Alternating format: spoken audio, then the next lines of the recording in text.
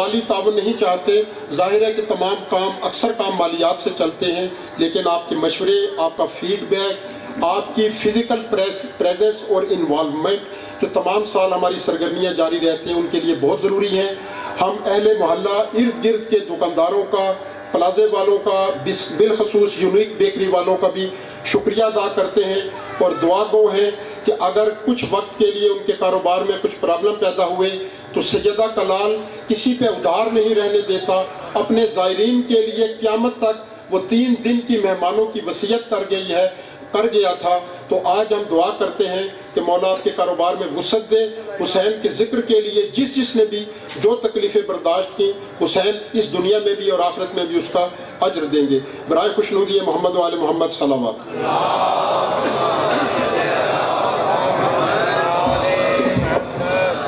آپ حضرات سے پھر التماس ہے کہ مختلف معاملات کے لیے ہمارے جتنے بھی معاملات ہیں، انضامات ہیں، ان کے لیے ہمیں وقتاً فوقتاً اپنا فیڈ بیک ضرور دیتے رہیے اور جہاں تک ممکن ہو کسی چٹ پر اپنا ایڈریس، موبائل نمبر لے کے بھی انجمن کے عہدیداروں کے حوالے کیجیے تاکہ ہم آپ سے رابطہ کر سکیں.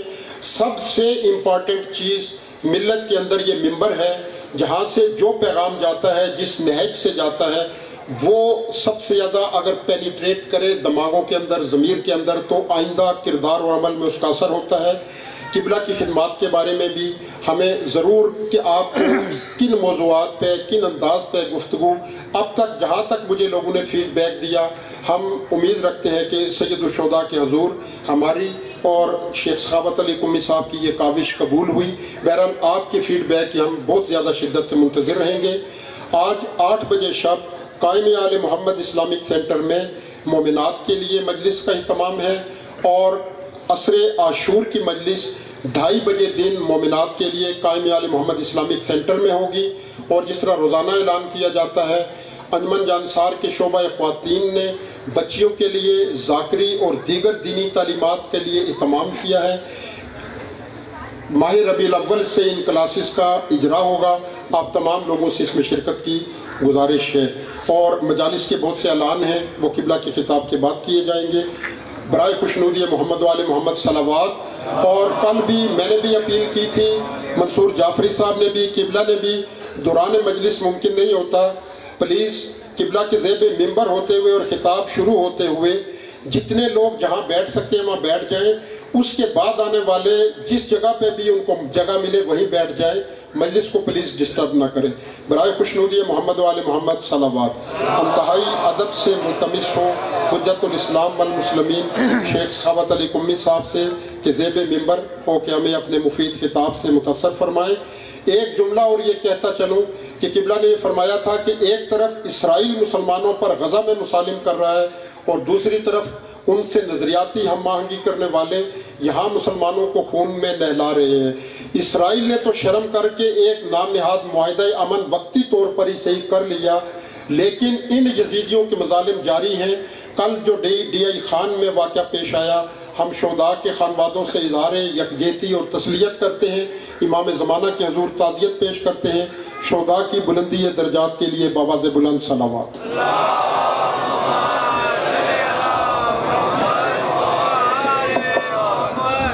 بلند آواز سے آج آخری نشست ہے، بلند آواز سے جواب دیجیے گا. نعرہ تکبیر،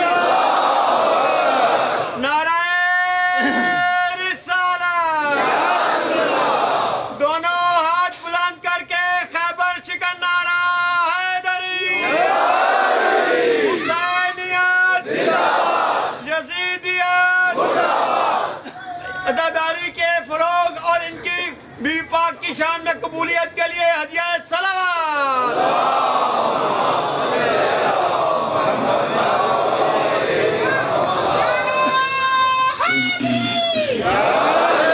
اعوذ باللہ من الشیطان اللعین الرجیم. بسم اللہ الرحمن الرحیم. الحمدللہ الذی جعلنا من المتمسکین بولایت امیر المؤمنین و بولایت الائمة المعصومین صلوات اللہ علیہم اجمعین.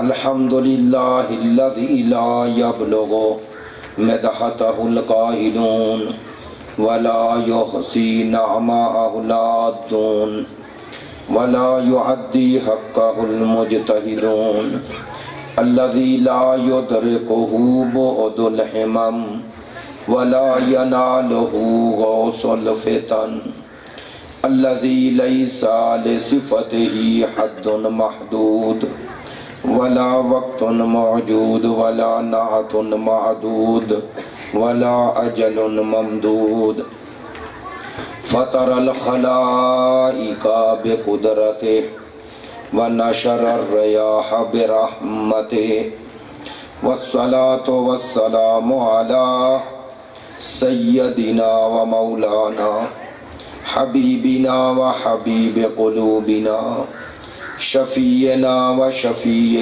ذنوبنا ابو القاسم محمد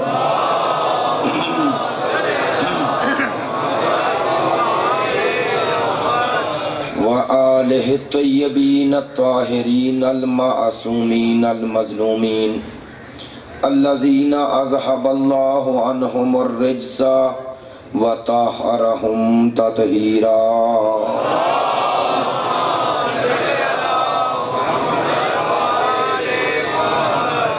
واللعنة الدائمة على منكري فضائلهم وغاصبي حقوقهم من الآن إلى قيام يوم الدين أما بعد فقد قال سبحانه وتعالى في كتابه المجيد بسم الله الرحمن الرحيم ومن يبتغ غير الإسلام دينا فلن يقبل منه وهو في الآخرة من الخاسرين رب اشرح لي صدري ويسر لي أمري واحلل عقدة من لساني يفقهوا قولي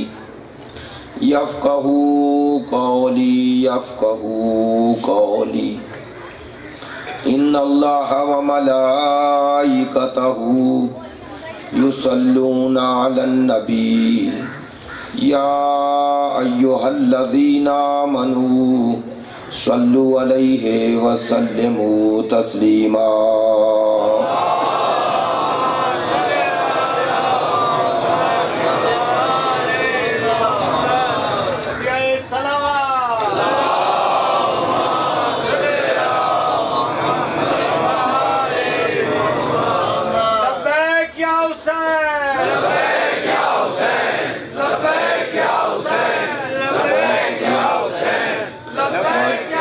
واجب الاحترام معزز و مکرم عزاداران سید الشہداء محبان اہل بیت پیروان مکتب ولایت عاشقان مکتب شہادت، میرے لیے خوش قسمتی ہے کہ آپ سے ان ایام ماہ محرم الحرام میں خداوند متعال نے یہ ذکر اہل بیت کرنے کی سعادت نصیب فرمائی۔ میں یقیناً یہ بات اپنی عاجزی اور انکساری کی بنیاد پر نہیں بلکہ واقعاً کہہ رہا ہوں کہ آپ کا جو معیار سماعت ہے، میں ایک طالب علم ہوں، یقینی بات ہے اس حوالے سے آپ کے معیار و میلاد کے مطابق اس طرح گفتگو شاید نہ کر سکا ہوں۔ کوشش کی کہ احساس ذمہ داری کے ساتھ گفتگو ہو اور زندگی میں یہ مناسبتیں، یہ موقع، اور جیسا کہ مولا کائنات کا بھی فرمان ہے کہ فرصتیں بادلوں کی طرح ہوتی ہیں جو جلدی آتی ہیں اور گزر جاتی ہیں۔ انسان جس زندگی ہم دور میں بسر کر رہے ہیں بہت مصروفیات ہیں، اور الحمدللہ میں شکر گزار ہوں انجمن جانصاران اہل بیت کا اس عنوان سے کہ انہوں نے یہ سعادت کا سبب بنے ہم دونوں کے لیے۔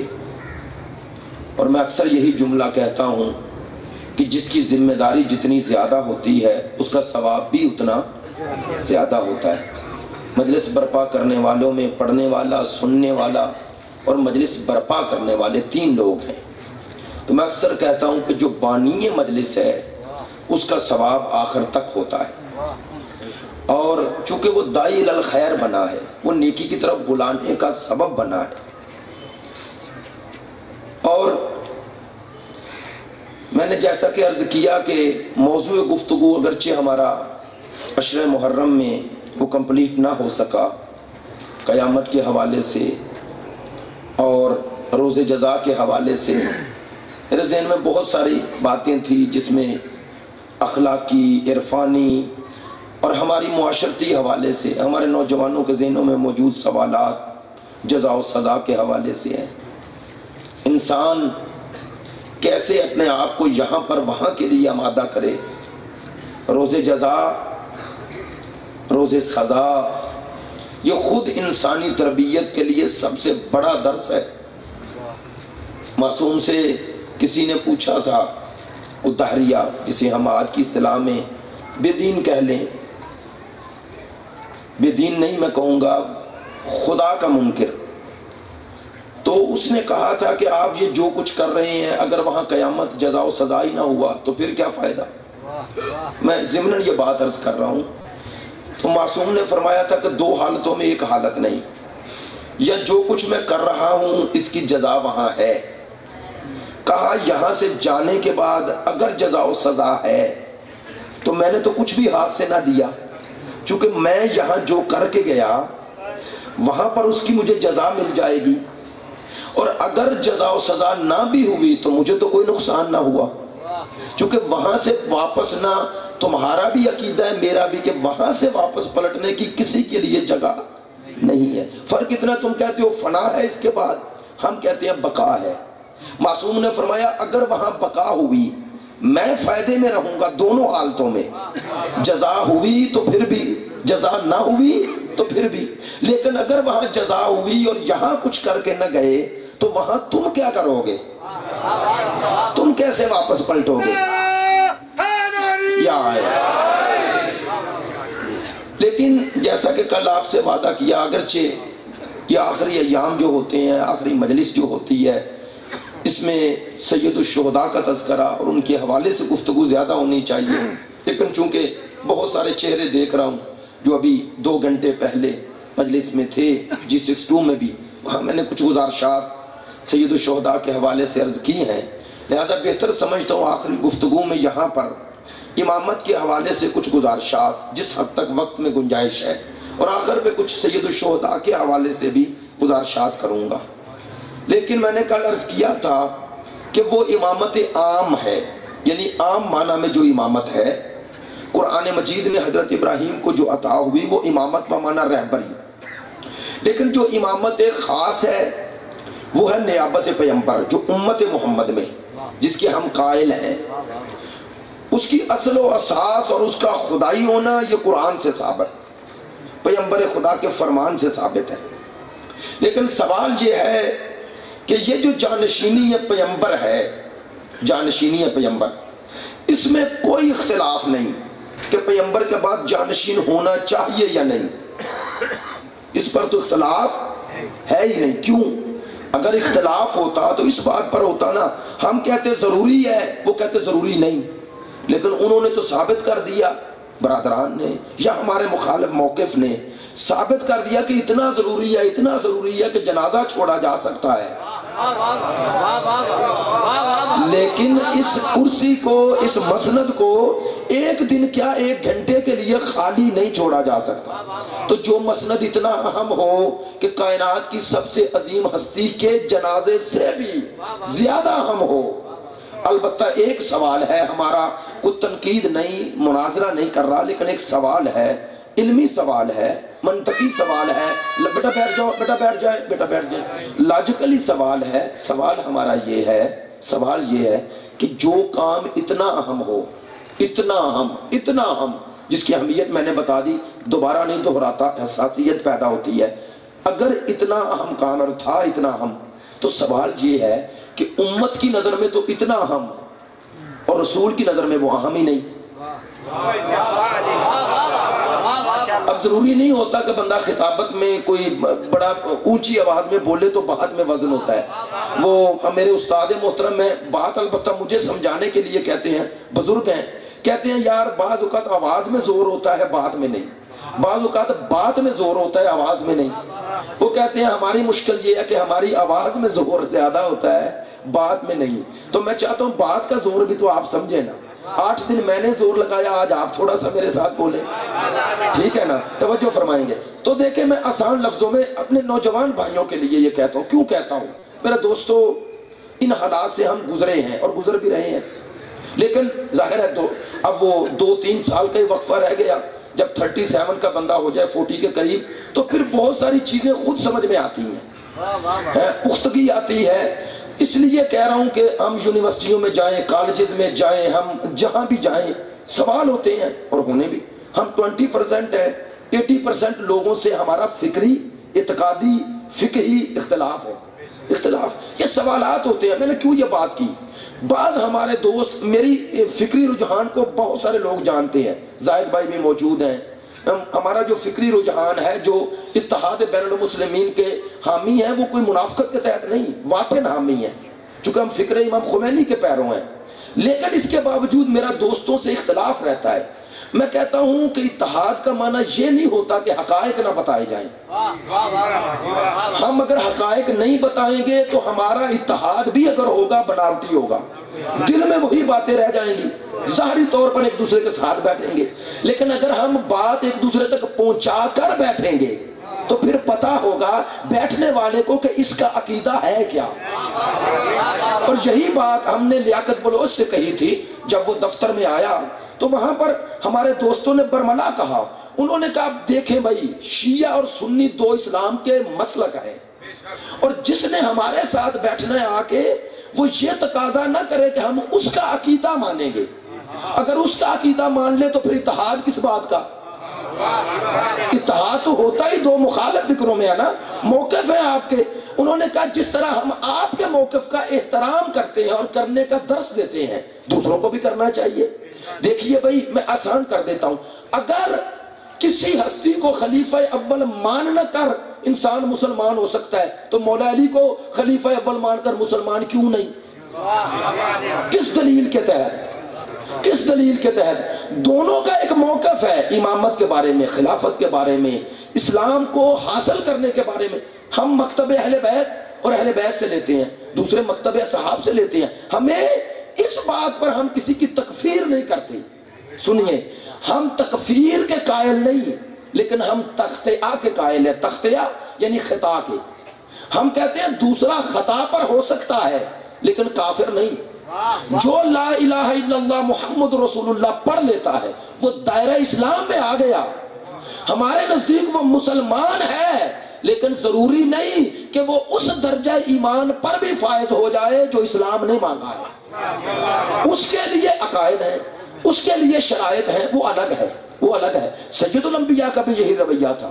سرکار نے جس نے کلمہ پڑھ لیا اسے دائرہ اسلام میں سمجھا، اس کے ساتھ اسلام والا رویہ اختیار کیا. تمام شیعہ سنی بھائی مانتے ہیں، میں کوئی انوکھی بات نہیں کر رہا. دیکھیے، منافقین مدینے میں تھے یا نہیں تھے نا؟ رسول خدا نے منافق کے جنازے پہ گئے ہیں یا نہیں گئے ہیں نا؟ ان کا ذبیحہ کھایا یا نہیں کھایا؟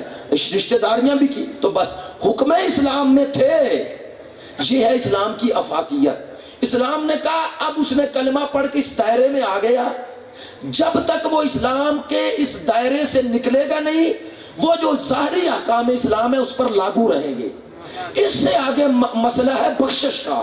بخشش کی بنیاد اسلام نہیں، ایمان ہے. وہ ایمان ہے، وہ یقین قلبی ہے، وہ الگ ہے. تو انشاءاللہ کبھی موقع ملا تو بتاؤں گا کہ یہ ایمان ہے کیا، حقیقت ایمان کیا ہے. اور خود اہل سنت علماء کے فتاوی اور ان کے نظریات سے یہ ثابت کیا جا سکتا ہے. ان کے نزدیک بھی خلافت اصول دین میں نہیں. میں جو بات کہہ رہا ہوں وہ سمجھیے. ان کے عقیدے میں خلافت فروع دین میں ہے. فروع دین میں ہے یعنی یہ بندوں کا کام ہے، اللہ کا نہیں. ان کے نزدیک خلیفہ بنانا انسانوں کا کام ہے، اسی لیے ان کے عقیدے میں اگر انسانوں کے بنائے ہوئے سے اختلاف بھی کر لو تو دائرہ دین سے خارج نہیں ہوتا۔ دیکھیے اگر خلیفے سے اختلاف دائرہ دین سے خارج کر دے تو جنہوں نے مولا علی سے جنگ لڑی ہے انہیں تو کوئی بھی دائرہ دین سے خارج نہیں کہتا۔ تو خود مسلمان بھی اس عقیدے کے قائل ہیں کہ خلیفے سے لڑ کر بھی کوئی مسلمان رہ سکتا ہے۔ بھئی جب لڑ کر کوئی مسلمان رہ سکتا ہے تو انکار کر کے کافر کیسے ہو گیا؟ میری بات سمجھ رہے ہیں؟ میں جو بات کر رہا ہوں یہ اس لیے کر رہا ہوں کہ بات واضح ہو جائے، دوسرے دوستوں تک پہنچے، دوسروں تک ہمارا موقف پہنچے۔ تو میں بات عرض کر رہا تھا کہ آخر سوچنے والی بات ہے، منطقی بات ہے، ایک سوال ہے ہمارا کہ اس جنازے سے بھی اہم سمجھا گیا یہ خلافت ہے، یہ منصب ہے اور ہے، لیکن سوال تو وہیں باقی ہے کہ اگر امت کی نظر میں یہ منصب اتنا ضروری تھا اور اہم تھا، خود سید الانبیاء نے اس کے لیے اہتمام کیوں نہ کیا؟ دو باتوں میں ایک بات ہے، توجہ فرمائیے گا، یا رسول آئندہ کی نسبت کچھ پیغام یا ذمہ داری ہی نہیں رکھتے تھے، یعنی اللہ نے کہا بس تو اپنا پیغام سنا کے تجھ پر آ گیا، ختم، تجھے اپنے بعد کسی کی فکر نہیں۔ اب بتائے کوئی مسلمان یہ تھا اللہ کا حکم تھا؟ رسول اپنے بعد ذمہ داری محسوس کرتے تھے یا نہیں کرتے تھے؟ اگر کرتے تھے تو امت کو اس تفرقے سے بچانے کے لیے لاہ عمل کیا دیا؟ اگر نہیں دیا تو کیوں؟ اور اگر دیا تو کیا؟ ہمارا سوال ہے نا، سوال ہے۔ نہیں میں اور آسان کر دیتا ہوں، دیکھیے یہ لطیفہ بھی سمجھ لے، استدلال بھی سمجھ لے، لیکن صحیح واقعہ لطیفہ نہیں ہے۔ کہتے ہیں ایران میں، اب میں اس شخصیت کا نام نہیں لے سکتا، زاہد بھائی میں موجود ہے، اس وقت وہ مقام رہبری پر تھے، ان سے کچھ لوگ ملنے آئے علماء اہل سنت، تو کسی عالم اہل سنت نے طنزاً کہا ان سے کہ آپ اور ہم شیعہ سنی وحدت تو کر لیں لیکن آپ خلفاء کو نہیں مانتے۔ اب میں واضح بات جو کر رہا ہوں سمجھانے کے لیے، طنز نہیں کر رہا، نہ ہی کوئی تنقید ہے نہ ہی کوئی تحقیر ہے، اس میں ادب ہے، احترام ہے۔ آپ خلفاء کو نہیں مانتے تو اس شخصیت نے، چونکہ ہم تو کیا کہا یہ دیکھتے ہیں، کس نے کہا یہ نہیں دیکھتے، تو انہوں نے کہا کہ میں اپنا عقیدہ بتا دیتا ہوں۔ انہوں نے کہا بتائیں۔ انہوں نے کہا میں خلیفہ اول کو رسول سے افضل مانتا ہوں۔ واقعاً وہ بھی آپ کی طرح حیران ہو گئے۔ انہوں نے کہا یہ تو ہمارا بھی عقیدہ نہیں۔ انہوں نے کہا میں دلیل دیتا ہوں، رد کر جائیں۔ انہوں نے کہا دیں دلیل۔ انہوں نے کہا بتائیں رسول جب دنیا سے گئے اپنے بعد اپنا نائب بنا کے گئے؟ کہنے لگے نہیں۔ اور کہا جب خلیفہ اول گئے، نہیں توجہ فرمائی، جب وہ گئے اپنے بعد اپنا نائب بنا کے گئے یا نہیں گئے؟ کہنے لگے بنا کے گئے، اپنی رائے کا اظہار کر کے گئے۔ بھئی سب نے لکھا کہ نام لکھ کے گئے اور کہا کہ میری مرضی یہ ہے یہی بنے۔ آگے لوگوں نے تعویلیں کی کہ انہوں نے کہا اگر لوگ اسے ہی چن لے تو یہی ہے، ورنہ چلو انہوں نے اپنی رائے کا اظہار تو کر دیا نا کہ میرے نزدیک یہ حل ہے، چلو بھئی رسول بھی رائے کا اظہار کر دیتے۔ نہیں، رسول نے بھی تو آخر کوئی رائے کا اظہار کیا ہوگا نا، بھئی بنانا تم ہی، لیکن میری نظر میں یہ بہتر ہے۔ انہوں نے کہا بتائیں رسول تو بنا کے نہ گئے اور دوسرے بزرگ بنا جائیں۔ کہا پھر امت کا درد اسے ہے جو بنا کے جا رہا ہے یا اسے ہے جو بن بنائے چھوڑ جا رہا ہے؟ وہ حیران ہو گئے اور دیکھنے لگے، کہنے لگے کیا مطلب؟ انہوں نے کہا بس اگر اسی کا معنی سمجھ میں آ گیا تو تمہیں پتا چل جائے گا شیعت ہے کیا۔ سنیے اب میں کہہ رہا ہوں جملہ، شیعت اس کا نام ہے۔ ہمارا نظریہ امامت اس بات کا اظہار ہے کہ ہمارے نبی کو امت کا درد تھا۔ میں اس سے زیادہ نہیں کہہ سکتا۔ رسالت امام کے نظریہ امامت اس بات کا اظہار ہے کہ سید الانبیاء امت کا درد رکھتے ہیں۔ تو اس بات پر تو دوسری رائے نہیں کہ پیغمبر کے بعد وارث مسند رسول نہیں ہونا چاہیے، رائے ہونا چاہیے۔ اچھا دوسرا سوال یہ ہے اگر ہونا چاہیے تو بنانا کس کا کام ہے؟ یہ سوال ہے۔ یہ سوال. ہاں اس میں دو موقف ہیں، ایک کہتے ہیں لوگوں کا کام، ایک کہتے ہیں اللہ کا کام. نہیں، آسان کر دیتا ہوں. لوگوں کا کام تب بنانا تھا جب جانشین جس کا بنا رہے ہیں اسے بھی لوگوں نے بنایا ہوتا. نہیں، میری بات نہیں پہنچی، میری بات نہیں پہنچی. ایک یونیورسٹی کا پرنسپل حکومت بناتی ہے، اس کی جگہ پر بھی جسے بناتی ہے تو گورنمنٹ ہی بناتی ہے، لوگ نہیں بناتے. کہنا یہ چاہتا ہوں جو معلم ہوتا ہے، جو حاجی ہوتا ہے، وہ لوگ نہیں بناتے، وہ بورڈ بناتا ہے جسے پتا ہو معلم کہتے کسے ہیں. ایسا ہی ہے نا بھائی. دیکھیں یہ جو اسمبلی کا ممبر ہے یہ آپ بناتے ہیں، لیکن بعض عہدے ایسے ہیں جو آپ کے اختیار میں ہیں، بعض آپ کے اختیار میں ہی نہیں. یہ یونیورسٹی کا چانسلر یہ ووٹوں سے بنائیں، کسی ملک میں، امریکہ میں، برٹش میں، کسی ملک میں ووٹوں سے نہیں بنتا. کیوں نہیں بنتا؟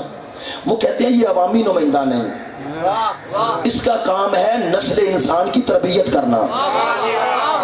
میری بات سمجھ رہے؟ میں آسان باتیں کر رہا ہوں، میں کوئی مشکل باتیں پیچیدہ نہیں کرنا چاہتا، آسان کر رہا ہوں. بس پتا چلا ایک جمہوری سسٹم میں بھی سب کچھ الیکشن سے نہیں ہوتا، کچھ سلیکشن ہے. تو بھئی بندو اپنے لیے تو اختیار کے قائل ہو، رسول کے لیے اختیار کے قائل نہیں ہو. رسول معلم کائنات ہے، رسول انسانوں کا ہادی ہے، اسے یہ اختیار کیوں نہیں دیتے؟ خود اختیار لے لیا. توجہ فرمائیں گے، توجہ فرمائیں گے. دوسرا سوال، یہ کس کا کام ہے بنانا؟ ہم کہتے ہیں اگر رسول لوگوں کی مرضی سے بنا ہوتا تو رسول کی مسند کا وارث بھی لوگ بناتے. جب اسے اللہ نے بنایا، کیوں بنایا؟ کہا میں جانتا ہوں ہدایت کون کر سکتا ہے. بنایا نا، اللہ نے بنایا، انسانوں نے تو نہیں بنایا. چلو اور آسان کر دیتا ہوں. 1,24,000 نبی ہیں، 1,23,999 نبیوں کی تاریخ ہمارے سامنے. ایک نبی کے بارے میں کوئی تاریخ انبیاء سے ثابت کرے، وہ دنیا سے جاتے ہوئے امت کو کہہ گیا تم بنا لینا. ایک نبی، ایک موسیٰ، ابراہیم، عیسیٰ، الیاس، داؤد، سلیمان، کوئی نبی نے کہا ہو، حالانکہ وہ تو جزوی نبی تھے، انہوں نے تو یہ حق اپنی امت کو نہ دیا. اور جو نبیوں کا نبی ہے وہ یہ حق امت کو دے جائے؟ کیسے اور کیوں؟ ہمارا یہ سوال ہے، سمجھا دیں ہمیں کیوں اور کیسے امت کو دے جائے. تو بس دوسرا، بنانا کس کا کام؟ ہمارا موقف اس کا کام. دلیل تاریخ انبیاء پڑھو، یہ نبی کی مسند کے وارث ہیں، یہ پیغمبر کی ہدایت کو اسی طرح لوگوں تک پہنچانا چاہتے ہیں جیسے اللہ نے نبی تک پہنچائی ہے. ہائے ہائے ہائے ہائے. یہ پیغام الہی کو محفوظ رکھتے ہیں ویسے ہی جیسے وہ چاہتا ہے، وہ چاہتا ہے. تو عزیزو تیسرا سوال، اگر بنانا اللہ کا کام ہے تو جسے بنائے گا اس کے اوصاف کیا ہونے چاہیے، کیا صفات ہونے چاہیے؟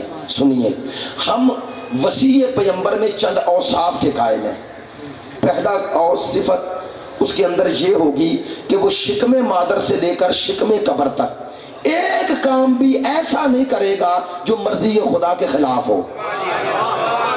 اللہ اکبر، جو مرضی خدا کے خلاف ہو. دوسری صفت، ہم پیغمبر کی مسند کا وارث اسے مانتے ہیں کہ جس کے سامنے دنیا کے بزدل نہیں شجاع آئیں، لیکن اس کے اندر شجاعت اس منزل پر فائز ہو کہ ہر میدان میں آنے والا تو اسے پیٹھ دکھا دے، یہ کبھی میدان سے پیٹھ دکھاتا نظر نہ آئے. یا آئے شجاعت اس میں ہو، اس کے پائے ثبات میں لغزش نہ آئے، یہ ہر فیصلہ قوت و قدرت سے کر سکے. تیسری صفت، ہم اس مسند رسول کا وارث اسے مانتے ہیں جو جس کے سامنے دنیا کے جہلا نہیں علماء آئیں، وہ کرے سوال یہ دے جواب. چونکہ یہ ہدایت کرنے آیا ہے، یہ معلم انسان ہے اور متعلم خدا ہے. میں نے جملہ کہہ دیا، معلم انسانیت ہے اور متعلم خدا ہے. خدا سے لے رہا ہے، امت کو دے رہا ہے.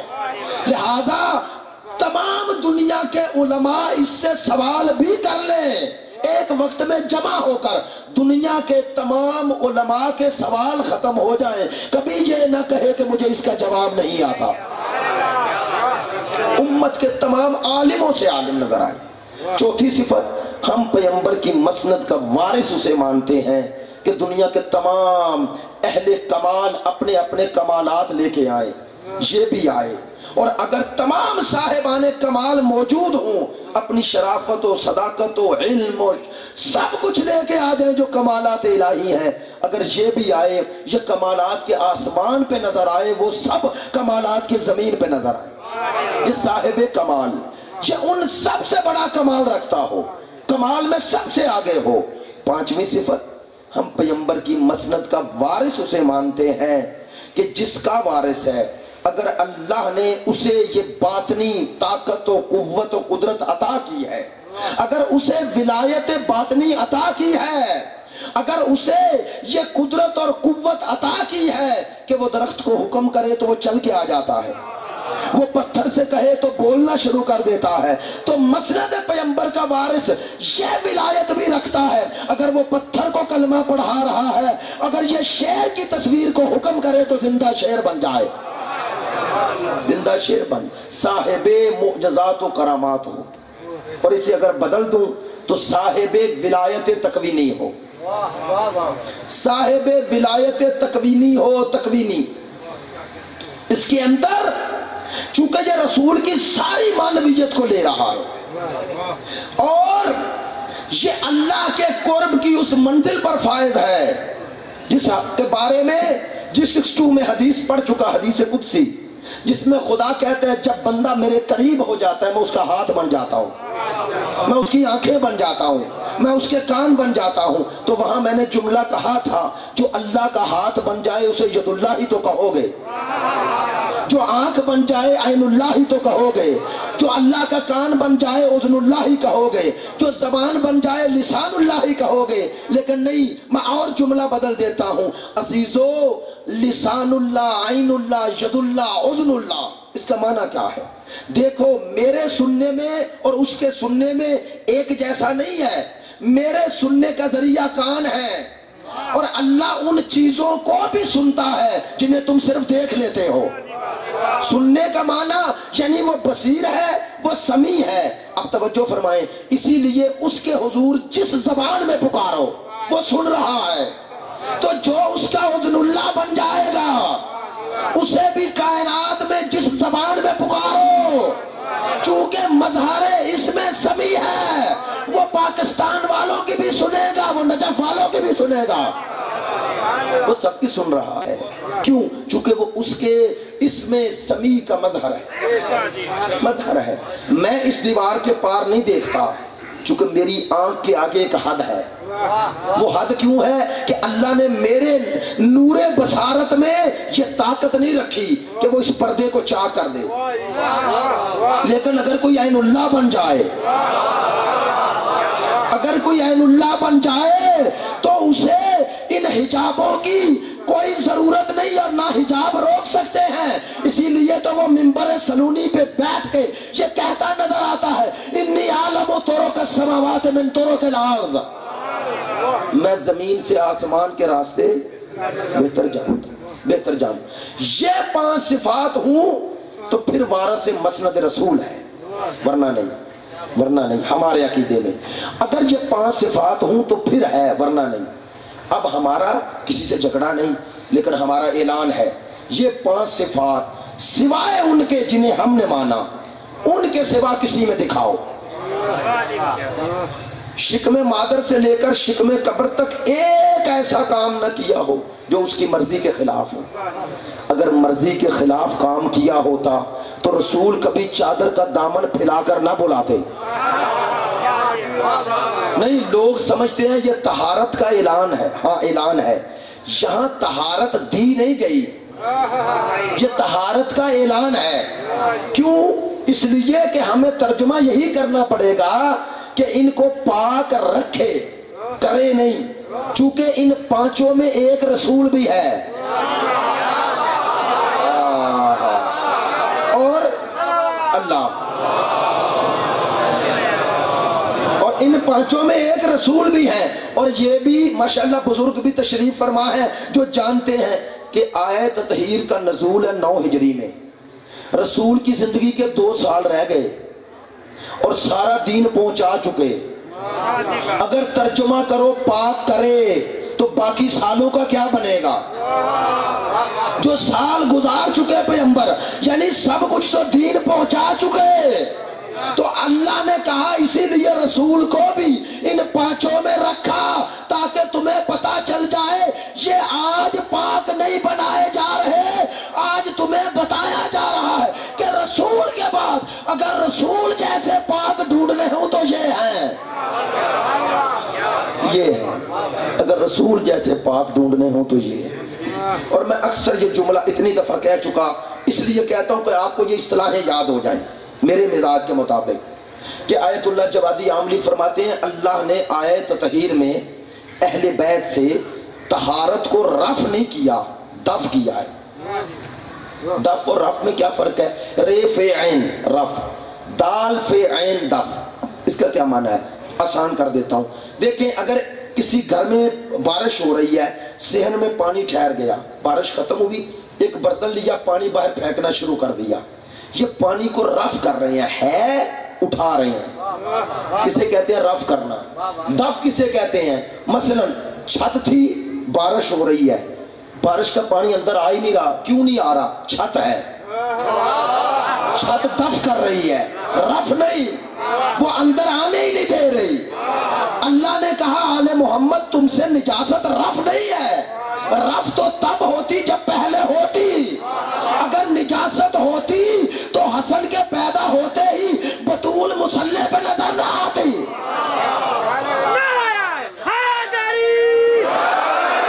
مصلح عبادت میں نظر نہ آتی۔ تو اللہ نے کہا تم سے نجاست کو میں نے رف نہیں کیا، دف کیا ہے، یعنی تمہارے گرد طہارت کا ایسا حصار کھینچ دیا ہے کہ نجاستوں والے جتنا بھی زور لگا لیں وہ تمہیں مظلوم تو بنا سکتے ہیں، تمہارے کردار میں عیب تلاش نہیں کر سکتے، تمہارے کردار میں عیب تلاش نہیں کر سکتے۔ تم اتنے کردار میں صاف اور شفاف آئینے ہو جن میں رسول نظر آتا ہے۔ اور میں اکثر یہ جملہ کہا کرتا ہوں اور معذرت کے ساتھ اس پہ خصوصی توجہ چاہتا ہوں، عزیزو رسول کے بعد اہل بیت رسول کی ضرورت کیوں ہے؟ اس لیے کہ وہ یہ امامت بتا رہا ہوں، امامت کیا ہے؟ امامت کہ اس لیے کہ وہ بتائیں رسول نے کیا کہا، یہ تو راویوں نے کام کیا، اس کے لیے اہل بیت کی کیا ضرورت؟ بھئی ابو ذر نے بھی روایتیں کی تو روایت یہی ہے نا، رسول نے یہ کہا یہ کیا، یہی ہے نا، تو یہ کام تو دوسروں نے بھی کیا، پھر اہل بیت کی ضرورت کیا؟ اور اگر ہے بھی تو اہمیت کیا؟ جب دوسرے بھی وہی کام کریں اور اہل بیت بھی تو ضرورت کیا؟ اچھا اہل بیت کی ضرورت کیوں ہے؟ توجہ فرمائیے گا، اہل بیت کی ضرورت اس لیے نہیں کہ یہ بتائیں کہ رسول نے فلاں وقت کیا کیا، نہیں، اہل بیت کی ضرورت اس لیے ہے کہ ہر دور میں یہ بتائیں کہ آج اگر رسول ہوتے تو کیا کرتے۔ نہیں میری بات نہیں پہنچی، کاش پہنچ جاتی۔ ہر دور میں رسول اگر ہوتے تو کیا کرتے، یعنی آسان کر دوں عزیزو، 61 ہجری میں امت جب ڈھونڈ رہی تھی کہ اگر یزید آ جائے تو کیا کرے، جہاں فرمان رسول نہ ملا، حسین میدان میں آ کے بتا رہے ہیں اگر رسول ہوتے تو یہی کرتے، اور کہا جسے شک ہو میرے نانے کا فرمان پڑھ لے، حسین منی وانا من حسین، میں حسین سے ہوں، میں حسین سے ہوں، یہی تو مانا ہے، یہی تو مانا ہے۔ اگر آج حسین کہتے ہیں رسول ہوتے تو وہی کرتے جو میں کر رہا ہوں، میں کر رہا ہوں۔ تو یاد رکھو اگر حسین جو کر رہے تھے وہ آئینہ تھے جس میں رسول نظر آ رہا تھا، اسی لیے تو کہا سر الشہادتین میں شاہ عبدالعزیز محدث دہلوی نے، وہ کہتے ہیں یہ حسن و حسین کی شہادت یہ ان کی شہادت نہیں، یہ رسول کی شہادت ہے، رسول کی شہادت ہے۔ اور بڑے پیارے جملے ہیں علامہ نکن کے، جو انہوں نے اسی جملے کے جواب میں کہے. وہ کہتے ہیں شاہ صاحب کاش تھوڑا آگے بڑھ جاتے. جب آپ نے یہ مان لیا کہ حسن و حسین کی شہادت رسول کی شہادت ہے تو پھر یہ بھی بتاؤ ان کے قاتل کس کے قاتل ہیں؟ آپ نے توجہ ہی نہیں فرمائی. ان حسنین کے قاتل کس کے قاتل ہیں؟ بھائی جب شہادت رسول کی ہے تو قاتل بھی رسول کے ہیں. اب رسول کے قاتلوں کو کوئی رضی اللہ رحمت اللہ کہنا چاہتا ہے تو کہے، ہم کبھی نہیں کہیں گے. جو عاشقان رسول ہے وہ کبھی نہیں کہیں گے، وہ کہہ بھی نہیں سکتے. کیوں؟ چونکہ رسول نے بتایا. اب ایک پہلو آپ کو دے دوں، امام حسین پہ ختم کرنا چاہتا ہوں. پہلو دے دوں، یہی آیت تطہیر جو آپ کو سنائی، ان میں کتنے تھے؟ 5. سید الانبیاء، ان سے چھوٹے عمر مبارک میں مولا علی، ان سے چھوٹے جناب سیدہ، ان سے چھوٹے امام حسن، ان سے چھوٹے امام حسین علیہ السلام. سرکار دو عالم مولا کائنات بی بی پاک، یہ تینوں عمر کے اس حصے میں سب تینوں ہستیاں ہیں. لیکن حسنین عمر کے کس حصے میں ہیں؟ 9 ہجری میں. ایک 7 سال کے، 3 ہجری 6 سال کے، ایک 5 سال کے. یہی ہے نا؟ 7 اور 6 اور 7 سال کے، یہی ہے نا؟ عزیزو کہنا یہ چاہتا ہوں، اللہ نے جب طہارت کا اعلان کیا تو حسین سب سے چھوٹا، لیکن کہا اس چادر میں حسین آئے گا. آئے ہائے، توجہ نہیں فرمائی. یعنی رسول کی نظر میں اگر مستقبل نہ ہوتا کبھی حسین کو چادر میں نہ لاتے. یہ چادر میں لا کر اور اپنی مرضی سے تو نہیں لا رہے، میں کو خطابت نہیں کر رہا، اپنی مرضی سے نہیں لا رہے، حکم خدا سے لا رہے ہیں. اگر حکم خدا نہ ہوتا تو کیوں کہتے؟ جب حضرت ام سلمہ نے پوچھا تھا میں بھی آ جاؤں، کہا انت علی خیر ہؤلاء اہل بیتی، انت زوجتی، تو میری زوجہ ہے، یہ اہل بیت ہیں. کہا اس میں آج وہی آ سکتا ہے جسے آنے کی اجازت وہ دے. تو اللہ نے چاہا نا حسین 6 سال کی عمر میں چادر تطہیر میں آ جائے. اچھا بچہ تو ویسے ہی معصوم آپ کہتے ہیں، وہاں تو گناہ کا تصور ہی نہیں. پھر طہارت کے اعلان کا اس بچے کے لیے کیا فائدہ؟ تو فائدہ تبھی پتا چلے گا جب یہ 57 سال کی عمر میں کربلا میں جائے گا. اللہ نے بتایا کہ حسین سے نجاست دور ہے. خطا یہ نجاست ہے، جہالت یہ اندر کی نجاست ہے. کہا حسین سے دور ہے. اگر جہالت حسین کے پاس آ جائے تو طہارت نہ رہی، اور اگر طہارت ہے تو نجاست نہیں ہے. یعنی یہاں علم ہی علم ہے. کون سا علم؟ علم خدا. تو جو خدا کا علم رکھتا ہے وہ مرضی خدا نہیں جانتا. ہائے ہائے، اگر مرضی خدا حسین جانتا ہے تو پھر پتا چلا حسین کا کربلا جانا یہ مرضی خدا سے ہے، یزید سے ٹکرانا یہ مرضی خدا سے ہے. اللہ چاہتا ہے حسین ٹکرائے. اب اللہ کی رضا تو ادھر ہے، ادھر اللہ کی رضا نہیں ہو سکتی، اللہ کا غضب ہو سکتا ہے. اب اس طرف اللہ کا غضب ہوگا، رضا نہیں ہوگی. نہیں اور واضح کر دیتا ہوں نوجوان بھائیوں کے لیے، یہ تو تطہیر کی آیت ہے نا. دوسری آیت میں بھی تو حسین کو ہی لے کے گئے. کون سی جگہ؟ مباہلہ میں. اب سب نہیں پڑھنا چاہتا، مقصد یہ ہے اشارے کرنا. مباہلہ میں حسین وہ 10 ہجری میں ہوا، 9 ہجری میں ہوا، وہ بھی اس میں بھی حسین 6 سال کے، اور عجب انداز وہاں اپنایا. یہ باتوں کی طرف غور کیا کریں نا، رسول کا قول ہے نا، رسول کا عمل ہے، اس میں حکمت ہے. عجیب حکمت ہے کہ حسن حسین 1 سال کا فرق. حسن کو تو انگلی سے لگا لیا اور حسین کو اٹھا لیا. حالانکہ 6 سال کا بچہ چل سکتا ہے، اپنے قدموں سے چل سکتا ہے. اگر حسن چل سکتے ہیں تو حسین کیوں نہیں؟ 1 سال کے تو فرق ہے. ایک کو انگلی سے لگایا، ایک کو اٹھا لیا. تو حسین کو اٹھایا کیوں 6 سال کا ہو کر بھی؟ تاکہ دنیا دیکھ لے یہ 5 کی صداقت اگر جمع ہو کر نقطہ عروج پر پہنچے تو حسین بنتا ہے. اللہ اکبر. کہا ان سب کی صداقت اگر جمع ہو کے نقطہ عروج پر پہنچ جائے تو حسین بنتا ہے. اچھا یہ رسول مباہلہ میں کن کے مقابلے پہ گئے؟ جھوٹوں کے نا، میں نصارہ نہیں کہہ رہا، جھوٹوں کے، کیونکہ رسول نے یہ دعویٰ کیا تھا اور مباہلہ بھی اس پر تھا، جو جھوٹا اس پر لعنت کرنی ہے۔ اب رسول نصارہ کے مقابلے پہ نہیں جا رہے، جھوٹوں کے، جن کا یہ دعویٰ ہے کہ عیسیٰ اللہ کا بیٹا ہے۔ کہا تمہارا یہ دعویٰ جھوٹا، میرا دعویٰ سچا۔ اچھا، اللہ کے حکم سے لے کے گئے ان کو یا اپنی مرضی سے؟ حکم خدا سے۔ میں آج اگر آپ میں سے کسی کو سچا کہوں، خدا نخواستہ وہ کل یا پرسوں جھوٹا نکل آئے، تو لوگ مجھ پر اعتراض نہیں کریں گے، اور اگر کریں بھی تو جواب ہوگا۔ میں کہوں گا بھئی جب میں جانتا تھا تب جھوٹا نہیں تھا، اگر آج 3 دن بعد ہو گیا تو میں کیا کروں؟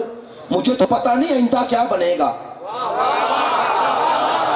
نہیں توجہ فرمائی، مجھے تو خبر نہیں ہے کہ آئندہ یہ کیا بنے گا، لیکن اگر اللہ کسی کو سچا کہے، نہیں میری بات نہیں پہنچ رہی، اگر اللہ کسی کی صداقت کی گواہی دے اور اللہ کی گواہی کے بعد اگر وہ جھوٹا نکل آئے تو جھوٹ اس پر نہیں اس پر جائے گا جس نے اسے سچا کہا، اور وہ ایسا نہیں جسے خبر نہ ہو۔ تو اب کہوں اللہ نے بتایا قیامت تک کے لیے جن کی صداقت میں کوئی تبدیلی نہیں آئے گی اسے حسین کہتے ہیں، اسے حسین کہتے ہیں۔ حسین اللہ کی نظر میں سچا۔ اب مجھے سخت جملے کہنے کی عادت نہیں ہے، لیکن کیا کروں، سخت نہیں ہے، اشارہ کر دوں گا۔ اللہ نے کہا یہ 5 سچے ہیں اور ہمیشہ سچے ہیں، اور ان کے مقابلے پہ جو بھی آئے، یہ 5 سچے ہیں۔ اللہ نے کہا ادھر نہ ڈھونڈنا سچائی کتنے فیصد ہے، ادھر ڈھونڈنا کوئی 1% بھی سچا ہوتا تو ان کے مقابلے پہ نہ آتا، نہ آتا۔ کہا ادھر 100% جھوٹ ہے، ادھر 100% سچائی ہے۔ اور میرے دوستو، میرے بھائیوں، 9 محرم کا دن ڈل رہا ہے، 9 محرم کا دن ڈل رہا ہے، جی پتہ نہیں، 9 محرم کا دن ڈل رہا ہے۔ میں نے رات G62 میں بھی یہ جملہ کہا، کربلا میں چند باب الحوائج ہیں، ایک سید الشہداء خود، دوسرے حضرت عباس، اور جانتے ہیں تیسرا باب الحوائج کون ہے؟ جو عمر میں سب سے کم ہے۔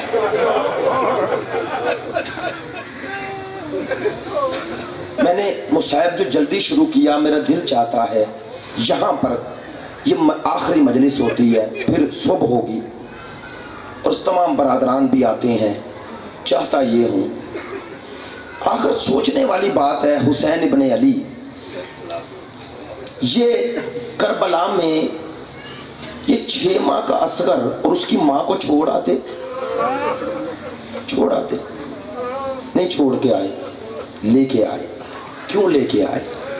یہ ہے حسین، اور علم الہی سے یہ ہے آئندہ پہ نظر۔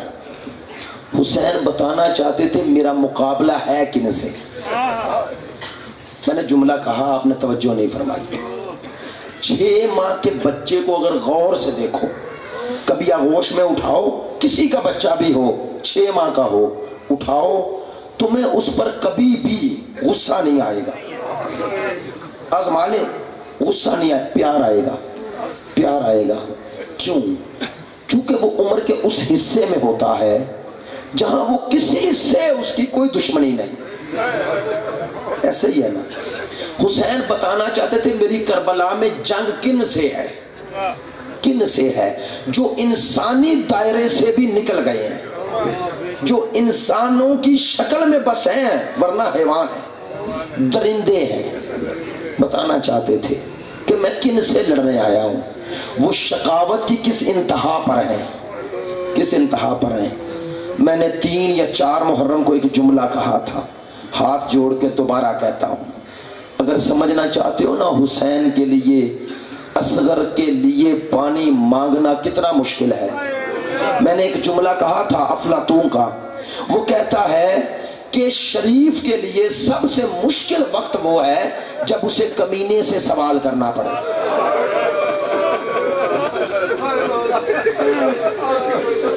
جب اسے کمینے سے، پست انسان سے سوال کرنا پڑے، کم ظرف سے سوال کرنا پڑے، کم ظرف سے سوال کرنا پڑے۔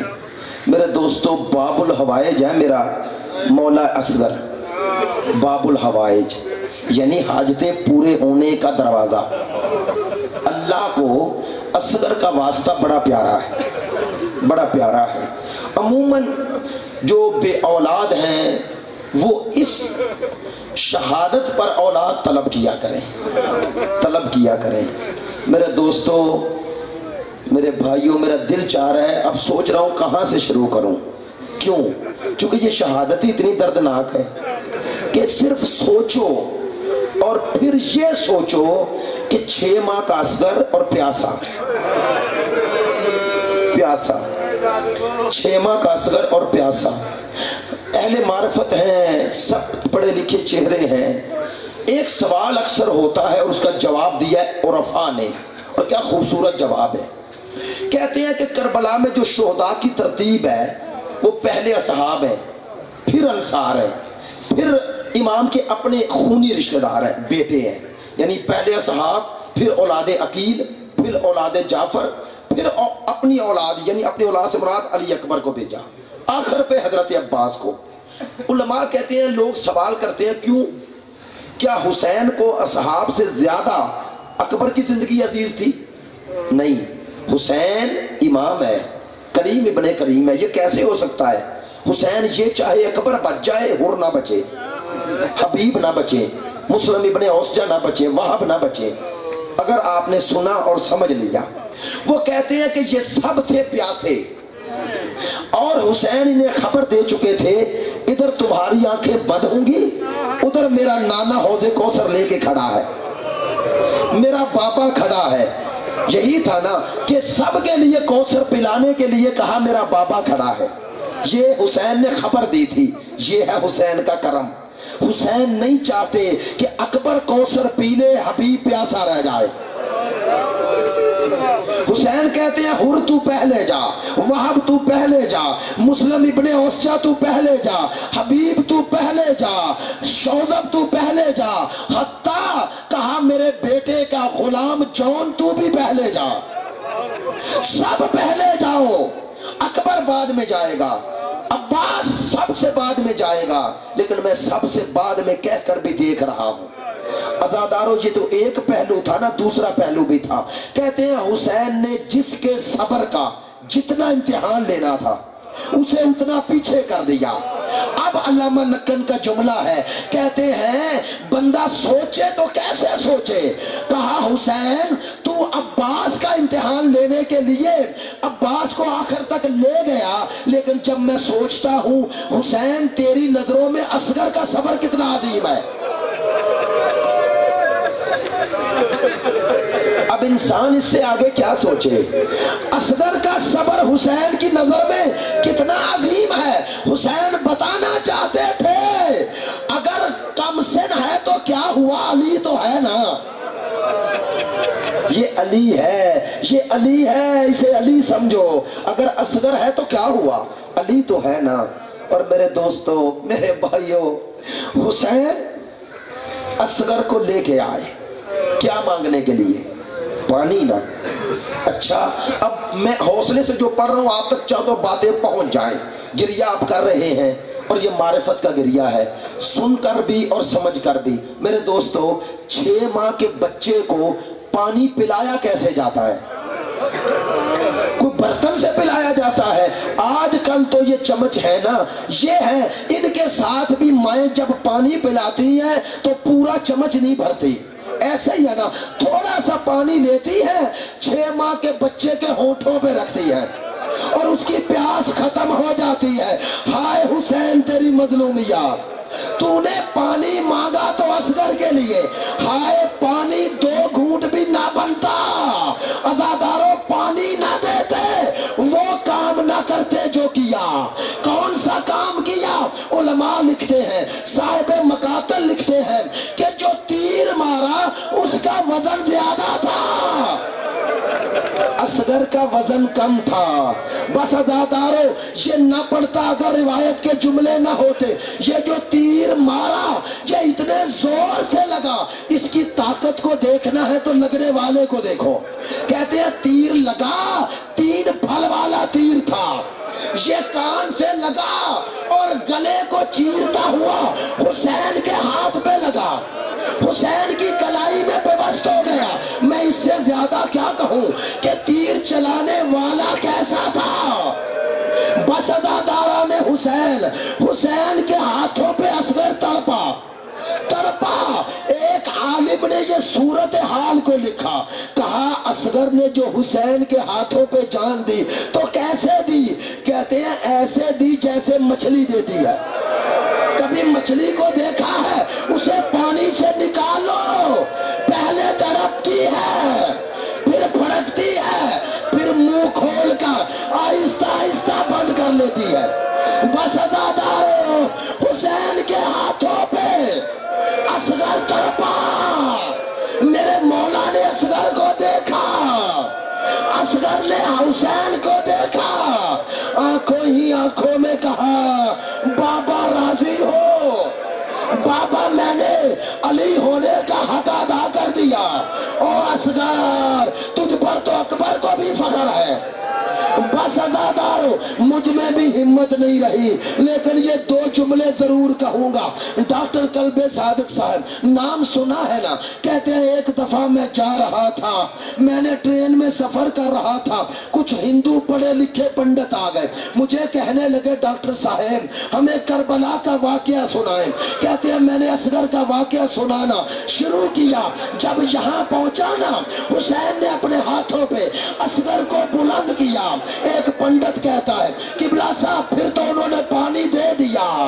कहते हैं रोकर कहते हैं, ओ मेरा मौला हुसैन, तुझ पर हिंदुओं को तरस आ गया, हाय उम्मत को ना आया।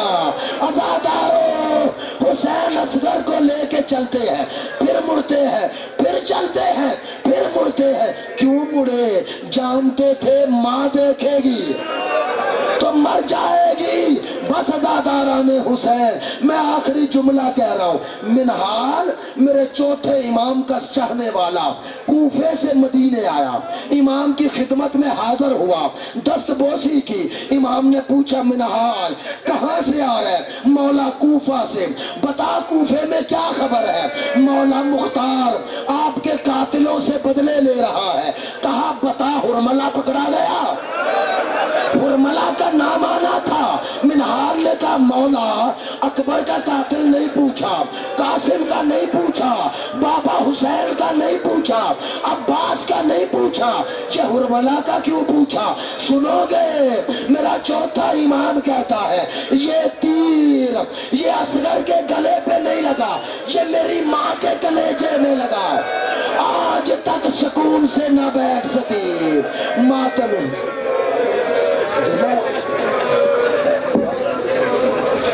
बैठे रहे दुआ होगी, बैठे रहे दुआ होगी। चूंकि आज शहादत है, जरा मुझे इजाजत दे दे, आप यहीं खड़े हो जाएं भाइयों। मुझे बहुत सारे लोगों ने दुआ के लिए कहा है, इसलिए बाबुल हवाइज का तज़किरा है। अज़ादारों, दिल चाहता है, चूंकि थोड़ा रिक्कत टूट गई ना, तो दुआ की कबूलियत के लिए कह रहा हूँ। मैं सोचता हूँ कि असगर का सर जब नेज़े पे बुलंद हुआ होगा, हाय रुबाब ने कैसे देखा होगा। शायद रुबाब रो रो के कहती हो, काश मुझे कोई इजाजत दे दे, मैं तेरा सर उतार कर उसे धो तो लूं। खुदाया तुझे बाबुल हवाइज का वास्ता, जो हाज़रीन की